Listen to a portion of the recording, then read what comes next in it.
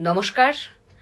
আজকে এই ভিডিওর মধ্যে দিয়ে একটা খুব ভালো খবর আপনাদেরকে জানাবো। এসএসসি এসএলএসটির নিয়োগ প্রক্রিয়া চলছিল এবং একাদশ দ্বাদশের যে কাউন্সেলিং সেটা তো গত ফেব্রুয়ারি মাস থেকেই শুরু হয়ে গিয়েছিল এবং প্রায় অনেকগুলো সাবজেক্টের বা বিষয়ের কাউন্সেলিং হয়ে গিয়েছিল।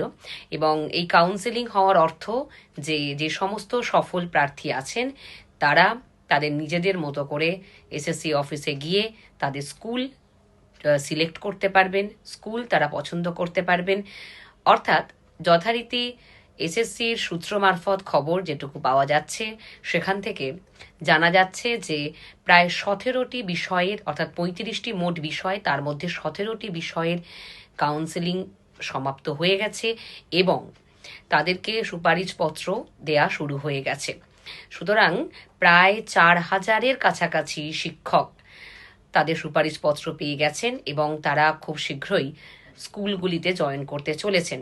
এবং বাকি যে সাবজেক্টগুলো আছে সেই সাবজেক্টগুলোরও কাউন্সেলিং প্রক্রিয়া সমাপ্তির দিকে এবং তারাও সুপারিশপত্র পেতে চলেছেন। ফলত প্রায় 12,500 যে শূন্য পদ, সেই শূন্য পদ খুব শীঘ্রই পূরণ হতে চলেছে, এটাই এসএসসি সূত্রে খবর।